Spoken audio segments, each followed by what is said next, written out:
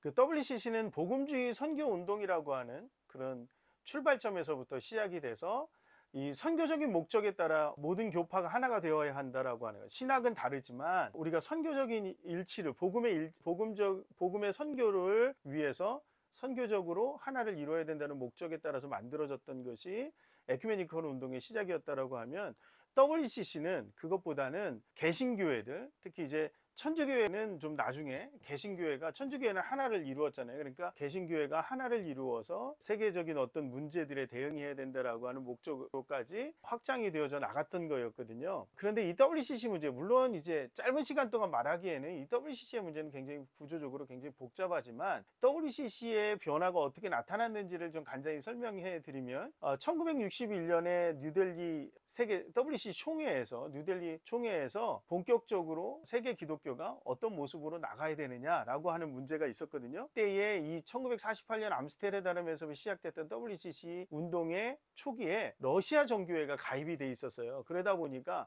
이 러시아 정교회의 문제가, 러시아 정교회는 어디 있었냐면 그 당시로서는 소련이죠. 소련이 속했던 이 문제 때문에 한국의 NCCK가 둘로 나눠지게 되는, NCCK 가입 여부가, NCCK가 WCC에 가입되기 때문에 교회협의회 WCC가 출범하는 그 과정이 복음적 선교운동으로부터 출발했다라고 하는 것과 마찬가지로 한국에서의 에큐메니컬 운동, 교회 일치를 위한 교회 협의회가 필요하다라고 하는 것이 일찍이 선교 초기부터 나타났거든요. 그래서 만들어졌던 것이 한국 복음주의 제한 복음주의 연합 선교 공의회라고 하는 것이, 선교사들이 감리교든 장로교회든 상관없이 선교사들이 연합 공의회를 만들어서 선교 현장인 한국 교회 안에 이러한 것들을 이루어가야 돼, 공동으로 대응해 나가야 된다라고 하는 그런 목적들이 이미 19세기 후반에 선교 초기부터 한국 교회 선교사들 안에서 이 커뮤니티가 만들어졌었고요. 그 선교 커뮤니티를 통해서 만들어져 있는 대표적인 것이,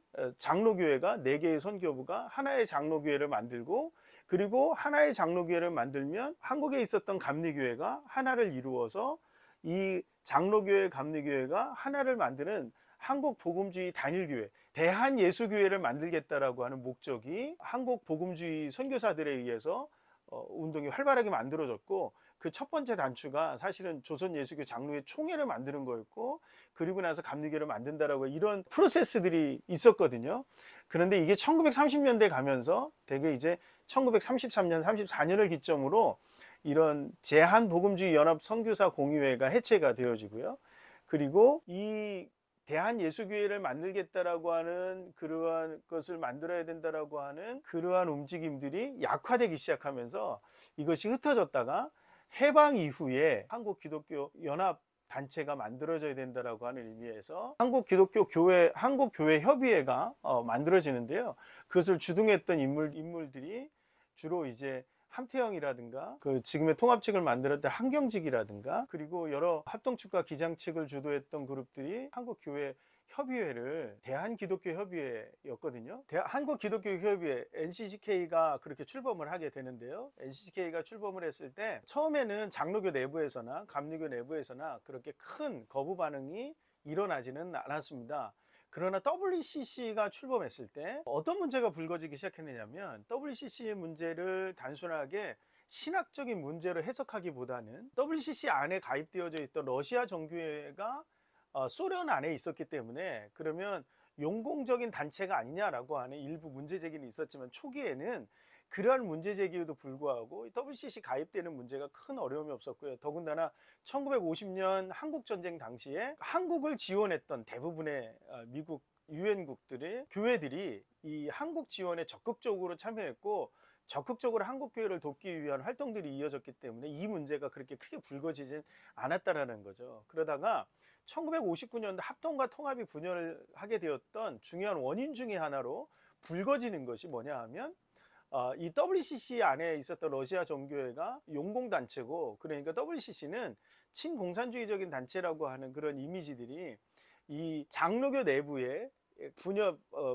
이제 장로교 내부가 분열하면서 이러한 이미지를 갖기 시작하게 됐고, 그러다 보니까 WCC에 가입하는 것을 찬성하거나 NCCK 운동, 에큐메니컬 운동에 적극적이었던 그룹들, 특히 이제 어떤 그룹이냐면 주로 단일 복음주의 교회를 추구했었던 그런 그룹들이 통합 측으로 나오게 되고, 그리고 합동 측과 같이 단일 교파를 유지하고 성경 무호설이라든가 순혈주의를 주장하는 그룹들 안에서는 WCC나 NCK 운동에 참여하는 것을 거부하게 되죠.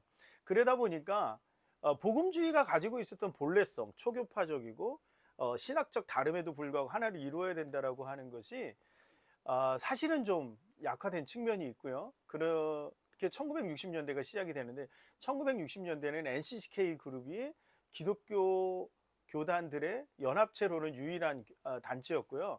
그러다가 1969년도에 웁살레에서 WCC 총회가 열리거든요. 근데 이 WCC 총회에서 어떤 선언을 하게 되냐면, 복음화라고 하는 복음주의가 가지고 있는 가장 중요한 가치들이 이 웁살라 총회, WCC 총회에서 거부가 되어지고요.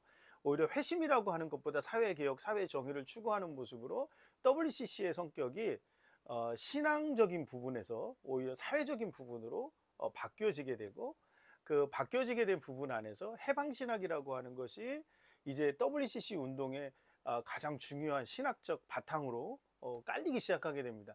그러다 보니까 WCC 운동에 그래도 적극적으로 참여했던 복음주의 운동 그룹이 이 운동에 거부감을 갖게 되고, 이것이 더 이상 선교 운동으로서보다는 사회개혁 운동, 그리고 기존의 기독교가 가지고 있던 세계관 안에서의 사회개혁 운동이 아니라 해방신학적인 의미, 그리고 오히려 정치 체제적으로는 사회민주주의적인 요소들, 사회민주주의적인 요소들이 1970년대 초까지는 사회주의와 거의 비슷한 경향을 가지고 있었거든요. 사회주의는 공산주의하고 연결된다고 봤기 때문에 대다수의 복음주의자들이 이 운동에 대한 거부 반응을 일으키게 돼서 나온 것이 1975년에 73년 74년에 시작됐던 로잔 운동이에요.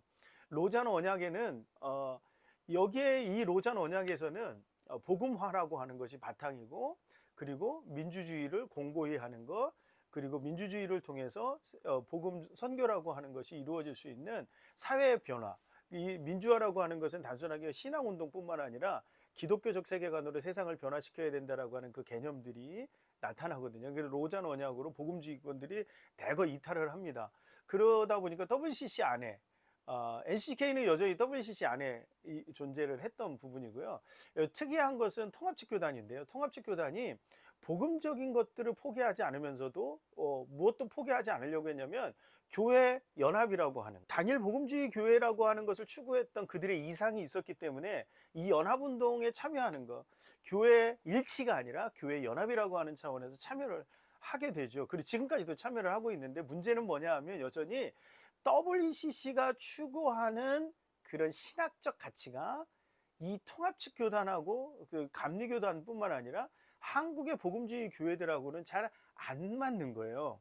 그러다 보니까 이 문제에 있어서 심각한 고민을 하게 되었다라고 하는 거죠. 그것이 바로 1987년 이후의 일입니다.